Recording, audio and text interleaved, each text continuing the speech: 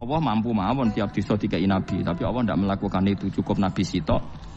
Terus kabeh iki kon anut Nabi Muhammad sallallahu alaihi wasallam. Mulane ana guyonan wong Arab wong Jawa apik endi? Apik wong Jawa iki. Ke wong Arab iku cara obat iku dosis tinggi, mulane dikirimi nabi. Wong Jawa cukup mudin, cukup kiai wis Islam. Dadi rapati salah lah. Penyakitnya ringan jadi diobati kiai iku wis dadi iman. Nah wong Arab kudu napa? Nabi. Berarti penyakit berat ringan nabi endi? Nabi ringan, lalu jari kiai Jawa kita apik wong Jawa kus wong Arab. Mergo ora butuh napa? Nabi. Berarti dosisnya kan kecil ya rendah. Sauni-uni mus.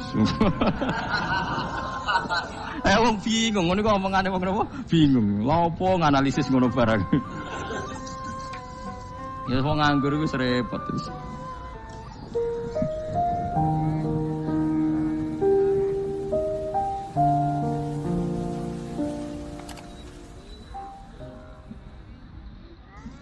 Soale batik wong Yogyakarta, wah batik nasional berarti wong batik wong Indonesia, anak batik ra wong Indonesia. Jare batik us napa? Pakaian apa? Nasional. Ya wong golek hadis nganti ngelu kesunatan ibadah nggo klambi putih. Ora ana kesunatan ibadah nggo klambi napa? Batik. Tapi nek kowe wong alim ben diarani klambi putih gak wajib, kudu kadang-kadang nganggo batik, nggo nunjukno nek nganggo putih iku. Saya tuh seingat saya belum pernah ngaji gak pakai baju putih. Karena pikiranku sudah sering ditanya, Gus kowe wong alim ora tau joban. Nah joban koyo wong Arab. Nak batik kesane kok ora sunah Rasul seneng putih, setengah-tengah nganggo hem putih wis sunah Rasul tapi tetep Indonesia. Wis tak pikir wonten. Lah rugen ra mikir nganggo batik. Tapi itu tadi saya masih husnudzon. Jika jadi tren nganggo klambi hem putih dianggap wajib, harus ada yang pakai batik untuk menunjukkan kalau ndak wajib. Lah mungkin dia termasuk begitu melok. Makome dekne iku wis nglurusno. Itu ndak tahu saya kalau. Oh itu berarti sudah tinggi, kelasnya sudah tinggi. Jadi menurut saya tengah-tengah ya pakai hem putih kalau sholat. Tengah-tengahnya adalah nak jubah terlalu Arab. Nak batik be Nabi ngendikan kesunatane ibadah itu pakai putih. Nganggo mori kok wong mati ya sudah hem, ya sudah tengah-tengah. Menurut saya, sama ndak harus ikut saya. Tapi jika itu dianggap wajib, kadang-kadang jangan pakai putih. Seperti Jabir bin Abdullah itu terang-terangan, sama tak ceritani. Dulu ketika Jabir bin Abdullah sahabat yang terkenal itu Jabir itu termasuk minas sabiqin al-awwalin itu. Jabir itu sholat di masjid itu bajunya dicopot. Terus sarongan itu dicancang di gulu. Kayak wong kuno-kuno. Sarongan sitok dicancang di gulu. Bawa baju diletakkan di soko masjid. Setelah itu orang tabiin melihat dia secara sinis. Tabiin itu generasi setelah sahabat. Marah-marah ketika dimaki, masa engkau sahabatnya Nabi sholat bisa bin wahid pakai baju satu dicancang bisa. Terus Jabir mulai cerita. Kamu jangan bilang pakai serban itu sunat. Kamu jangan bilang pakai jubah sunat. Bagaimanapun menjadi sunat karena kamu punya. Sehingga kamu bilang sunat karena kamu punya. Dulu kita zaman Rasulullah masih hidup, kita semua itu tidak punya baju, punyanya satu. Sehingga Nabi tidak berani mensunatkan pakai baju dua, kesunatan serban. Karena kita hanya punya pakai baju satu.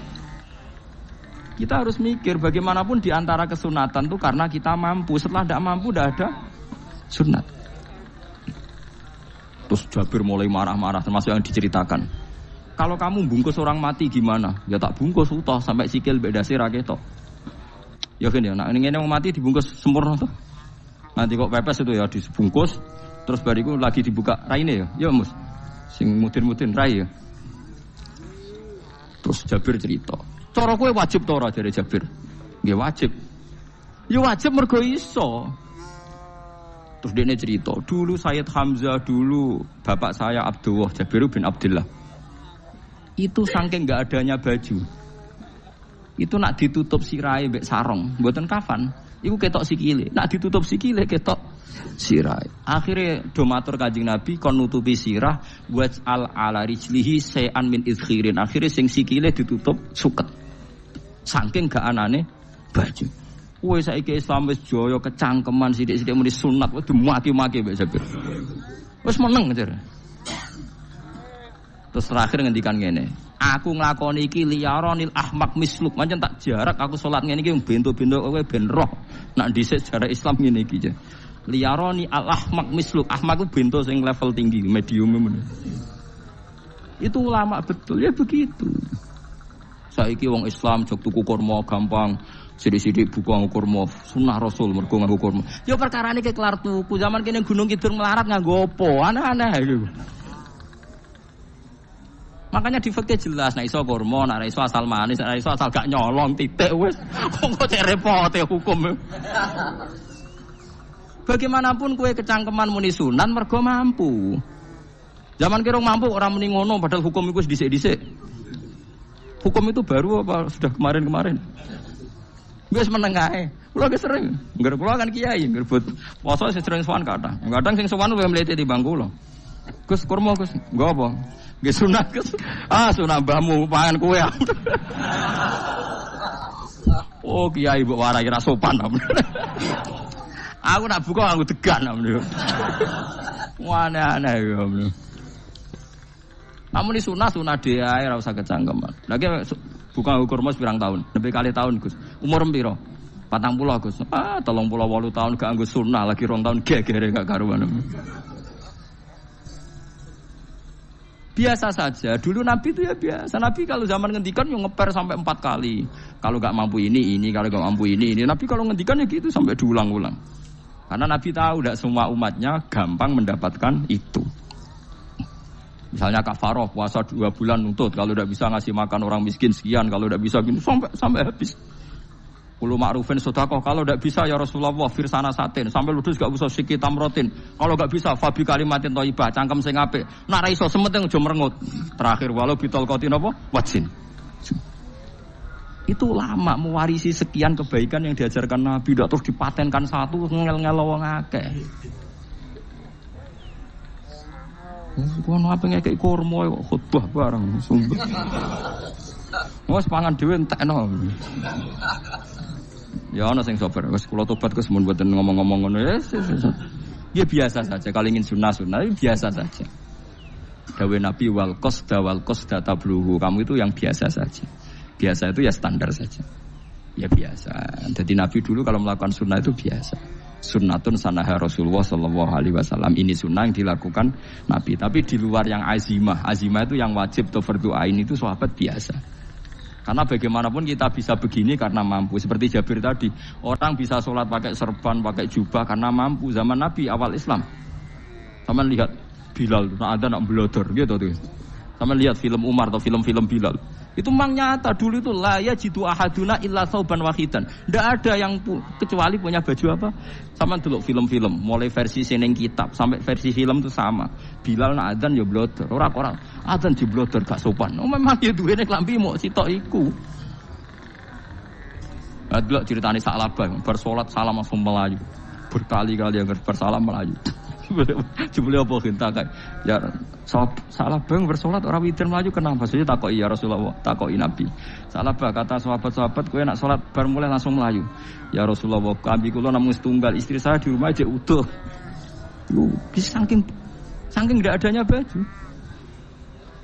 Nah, saiki nang sunatno kon. Ya begitu. Makanya ketika Sayyidina Umar idza ausa Allah fa ausiu. Nanti kalau sudah jembar ya jembar. Nak lagi ruwet ya ruwet. Ya sudah biasa saja. Paham ya? Jadi kalau suwun misalnya malah yudroku kulu, la yudroku nopo kulu. Kalau tidak bisa semua jangan sama sekali. Jadi misalnya kita tidak bisa jubahan, tidak bisa serbanan mergo wong Arab. Supaya saya ndak keriting jubahan kok tonggo ya guyu. Paham ya? Wah aneh ngono. Kemudian nek ora kaji kok jubahan malah digugat wong akeh. Ya sudah pakai hem putih saja. Yang penting dua semangat sunnah putihnya misalnya. Ya tengah-tengah gitu. Tapi kalau kira-kira dianggap wajib ya kan ganti badai kayak Ruhin itu. Itu makomnya sudah itu tadi sudah tinggi sekali. Ya Nabi itu kan misalnya Nabi nyifati rambut yang baik itu yang lurus ngombak gitu. Sifatnya Dajjal itu keriting. Tapi yang keriting ya enggak apa-apa. Bukan berarti wah keriting mirip Dajjal janda gitu. Ya itu kan Allah menunjukkan kekuasaan. Nanti kalau Allah bikin lurus semua dikira gak mampu bikin yang keriting. Ya sudah dibikinlah yang keriting. Ya sudah gitu biasa saja buatan berlebihan. Paham gitu. Jadi Nabi itu kalau ngendikan seingat saya ini hafal banyak hadis. Kalau ngendikan tuh sampai berkali-kali. Itu tadi mulai kalau sedekah pakai ini, kalau ndak mau ini sampai mulai firsana satin sambil wedhus ijek larang walau bisi kita mros separone kurma. Masih kadang ndak mampu fabi kalimatin thayyibah. Enggak mampu lagi. Ya soalnya tasaddaku walau bitol qoti wajin. Sedekahlah meskipun dengan ceria. Itu sirinya kenapa saya ngaji guyon. Karena paling enggak ceria itu happy. Coba kalau saya ngaji merengut, menang terus ketok nyesal. Terus sing ngaji kan mikir, Gus Bak kurang apa? Kita ngaji kok ono sing kurang. Oh, terus yang kedunya nafsir wah paling kurang sangune. Wah jadi repot. Mulane kula ngeten wis tak pikir, rumang sampun tak pikir lho. Guyon kula mek sampean nangis mbon ndi ganjaran akeh ndi. Kok guyon kula bi ilmen nangis sampean mikir utang. Jadi terakhir sedekah talqati wajhin, wajah yang ceria, yang happy. Kowe iki happy kan yo seneng, paling gak mikir nasibe kan. Kiai ku happy ben wis. Jajal misale kiai kok rogen sumpeng. Maca kukar-kukur, bariku angop. Bariku kukur-kukur meneh. Kan wong mikir. Wae tanggale bayar apa piye kredite. Waduh. Apa wayahe ditarik sepeda motor kan orang terus menafsirkan macam-macam. Sing elek sing wong alim mulai nafsir paling tertipe ra iso. Wah, paling elek. Ya nek wong alim kan ana ukur-ukur mesti nek sing suudon kan paling macane bingung terkipe ngono. Ya macam-macam lah sesuai asumsi napa. Jadi kula suwun sama nek dadi kiai nek ra iso sedekah macamnya terakhir ceria. Mergo Nabi ngendikane terakhir tasaddaku walau bitol qoti wajib, bersedekahlah meskipun dengan keceriaan apa muka atau wajah. Namun kalau itu Nabi diulang-ulang. Jadi kalau ngendikan tuh diulang-ulang. Sekarang tuh orang mau mendorong sunnah Rasul itu satu. Ya berat bagi yang nggak bisa melakukan itu apa? Yang nggak bisa melakukan itu apa? Berat. Jadi dibacalah hadis itu dibaca utuh. Ya bukan kita apa ya mau sekolah kepingine kabeh umat Nabi itu happy. Mergo selama itu tidak maksiat berarti anut ajaran Kanjeng Nabi Muhammad sallallahu alaihi wasallam. Ma khuyira Rasulullah baina amrayni ilakhtara aisarohuma malam yakun isman. Rasulullah itu tidak pernah disuruh milih dua hal yang berbeda kecuali milih yang paling gampang. Asal itu tidak barang dosa. Itu hadis muttafaq alaih. Ma khuyira Rasulullah baina amrayni ilakhtara napa aisarohuma malam yakun napa isman. Jadi Nabi itu tidak disuruh milih dua hal, mesti milih yang paling gampang asal tidak nopo dosa. Makanya Nabi kalau ditanya ya Rasulullah sampean nanti tawaf pakai unta apa enggak? Kesel ndi? Ya kesel melaku, ya naik unta saja. Makanya Nabi kalau tawaf itu dulu pakai apa? Unta. Saya ingin mulai Arab Saudi PG MRT berkoordinasi Nabi unta atau saya ingin nganggo nopo? Kereta lingkar. Sekarang baru diperdebatkan. Cek kurang ajar itu sebenarnya no tamu spesial, misalnya pejabat negara sebenarnya atau tawaf numpak kereta muter. Diarani rasah dhisik Nabi numpak unta, diarani sah cek kurang ajar ning dhuwur. Terus sampai angop-angop terus tawaf. Sampeyan muni sah ta ora ya, jujur. Muni rasah Nabi dhisik tawaf. Ngagem unta muni sah kok kurang ajar. Wah, misalnya kereta asenan anggap sidik-sidik sebeng pitu. Kurang ajar juga. Saat ini lebih diperdebatkan, tapi ya mbak, saya bakas ngono ben ngerti hukum sampean, ben ro anak kiai ku bingung, ulama yo mikir hukum. Iku ketok ceria kalau sampean ora bingung ora ceria. Fa aba mongko mo sapa aksarun nasi sapa akeh manusa mo ila kufuron kecuali ngafirin nikmat Allah juhud. Tegese ingkar nikmati maring nikmat haitsu qalu sekirane ngucap sapa kufar mutir nabi nawi kada. Mutir nadien kae ringi udan kita binawi kada sebab posisi bintang sing ngene iki. Walau syi'na la ba'atna fi kulli qaryatin nadhir. Walau syi'na umpama ngersakno ingsun Allah la ba'atna iktine nugasno ingsun utawa ngutus ingsun fi kulli qaryatin. Ing dalam saben-saben daerah desa nadhiron ing wong sing ngelingno.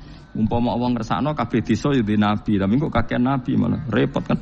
Yukhawifu kang ngekeki peringatan sapa nabi ahlaha ing penduduk Korea.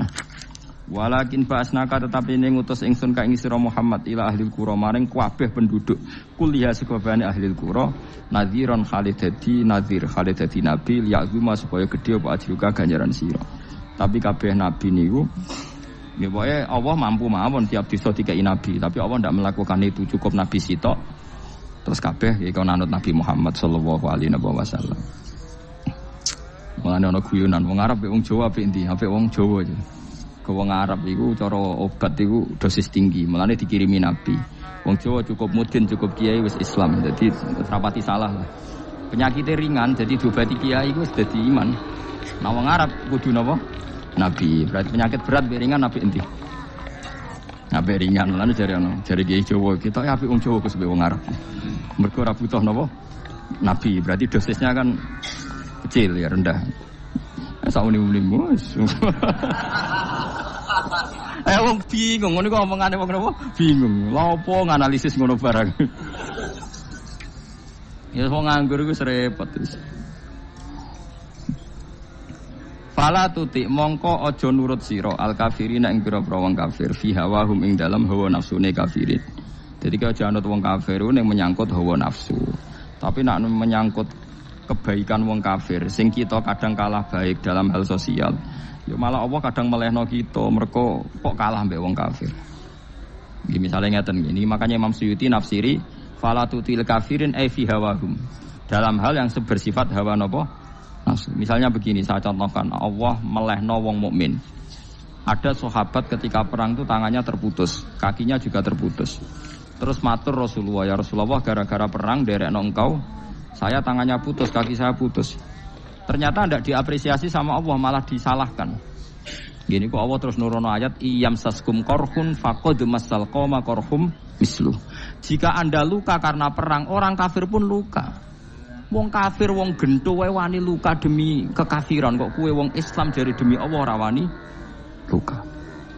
Jika masyhur di kalangan para ulama, nanti setiap kebaikan itu dibandingkan kezaliman.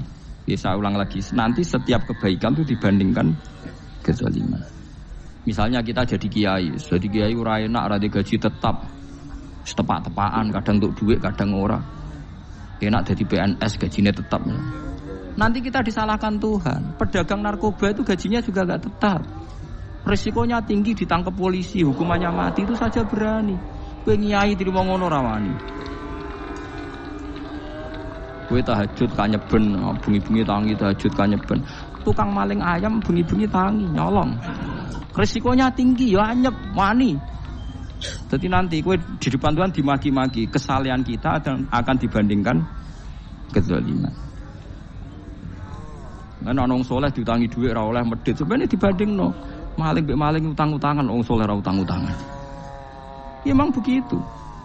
Nah itu yang dimaksud ayat intakunu ta'lamuna fa innahum ya'lamuna kama ta'lamun wa tarjuna minallah ma la yarjun.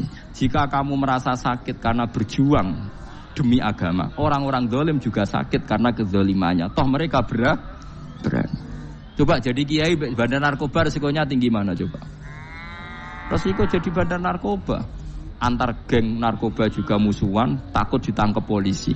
Jadi kiai paling ono kasut sithik-sithik. Paling wong ngrasani.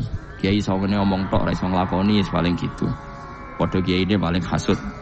Ya sithik-sithik lah, paling srek. Kalau bandar narkoba gak cocok nembak. Karena rivalitas mereka ekstrim. Sehingga kalau sampean cemen jadi kiai nanti ya diingatkan Allah dibandingkan orang apa? Zalim. Jadi eling-eling ya. Terus semua kesalahan kita, loyalitas kita pada agama nanti dibandingkan orang zalim karena mereka loyal sama pekerjaannya, sama kezalimannya. Enggak terus preman-preman nak belani konco wani mati. Kadang kiai santri belani kiai ini rapati wani mati. Repot preman-preman nak tobat repot. Kulo nu rada nyesal mek tobate preman. Nah ana preman teng perapatan tobat. Niku terus ning masjid, men itikaf terus mbek wong sopan. Niku ora pas sajane. Nah tobat itu tetep ning perapatan. Sing dhisik ganggu wong disingkirno.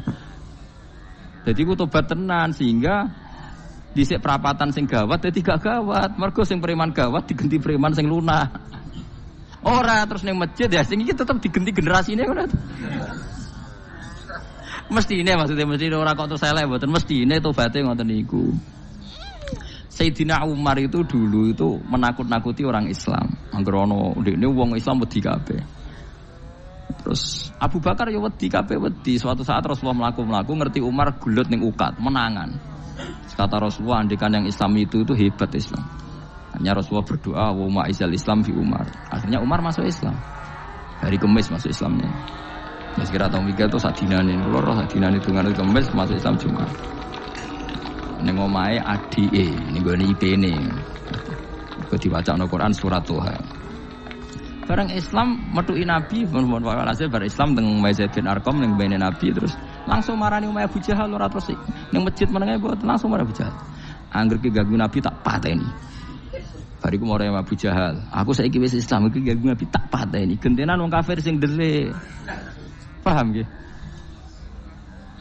Dadi enak lho maksudnya. Lah misale terus Umar dadi sopan santun terus ketemu wong dilo, ketemu Abu Lahab monggo dari akhir. Wah. Kacau. Artinya enggak ada perubahan kan kalau gitu. Lan Ruhin mantan preman mboten kok tobaté ning kene ora roh kok. Mboten harus kiai dene. Mestine ngoten. Makanya Wahsy itu yang bunuh Sayyid siapa? Hamzah. Karena dia disuruh Hindun itu istrinya Abi Sufyan itu. Itu setelah membunuh Sayyid Hamzah dan dia Islam. Dan Nabi tidak siap melihat wajah Wahsy. Sumpahnya Wahsy apa? Saya bersumpah akan membunuh orang paling dibenci Rasulullah. Sebagaimana saya pernah membunuh orang paling dicintai Rasulullah. Terus tobatnya dia mateni Musailamah al-Kadzab. Wong sing ngaku Nabi ngarang Quran. Itu tuh sing mateni sinten? Wahsy. Jadi Wahsy sebagaimana aku pernah membunuh orang paling dicintai Rasulullah, tobat saya membunuh orang paling dibenci Rasulullah. Nah, misalnya terus Wahsy tobat, sampean nyapu masjid, terus gak duwe selera tarung, zaman kafir tarungnya tenanan, bareng Islam menyapu masjid, bariku ngiseni jedinge, terus bareng tidak perang wedi wae repot. Ya niku ide kula tapi ora kudu nglakoni. Ini mau cerita ilmu, sampean ora kudu nglakoni. Itu gale wong preman brah-breh. Blojo narkoba entek akeh dilakoni, nggo judi diakoni. Sewengi orang preman itu kalau judi 2 juta 3 juta. Bareng tobat ngoboni masjid 10.000. Padahal donyane jek akeh. Mestine tobat yo. Saya zaman judi semalam 3 juta. Sekarang kalau pengajian atau ke masjid semalam 3 juta 100 lah minimal diluwei. Ora malah pas tobat nglebokno amplop masjid yo. 10.000, kadang 2.000. Repot-repot. Tapi ya apik tobat, iki cerita. Tidak begitu, mestinya berbanding. Paham nek sampean takok tobat itu cara ulama ki ngoten niku berbanding. Mulane riyen Khalid bin Walid itu jadi panglima perang Islam itu. Saya masih ingat makalahnya Khalid bin Walid, fakama anni aktsartul qatla fi kufri aktsartul qatla fi Islam.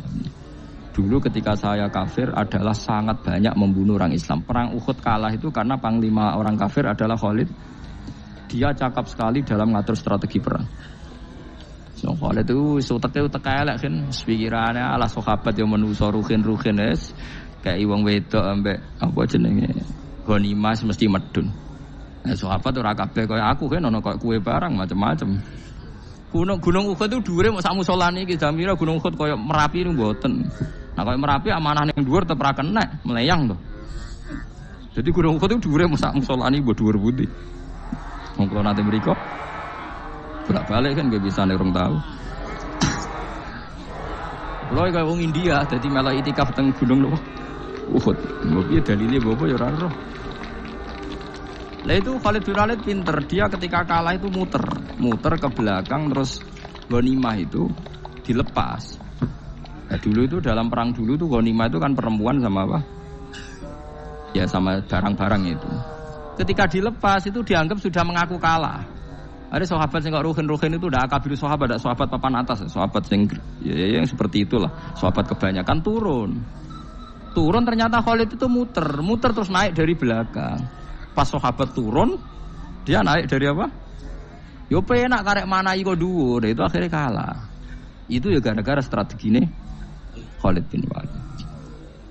Nah terus dia bersumpah, saya bersumpah semua kecerdasan saya, semua kecanggihan saya akan saya gunakan untuk membela Islam. Ini kelimake itu di perang Tabuk, di perang Yarmouk, di perang Tabuk. Itu di panglimani siapa saja yang ditunjuk Nabi itu kalah. Termasuk Ja'far bin Abi Thalib itu padahal panglima yang ditunjuk Nabi. Usamah ya kalah. Abdullah ya kalah. Semua yang ditunjuk Nabi itu mati semua. Akhirnya panglima diambil siapa? Khalid. Taruh saja gini strateginya.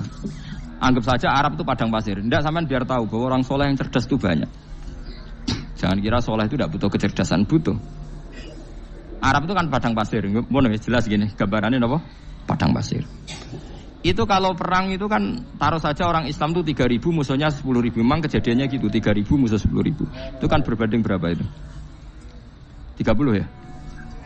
1:3 ya? Nah itu dulu, pasukan-pasukan Islam dulu itu sama-sama seperti soft sholat. Jadi memanjang. Ya akhirnya perang itu kelihatan sekali mana yang sedikit, mana yang banyak.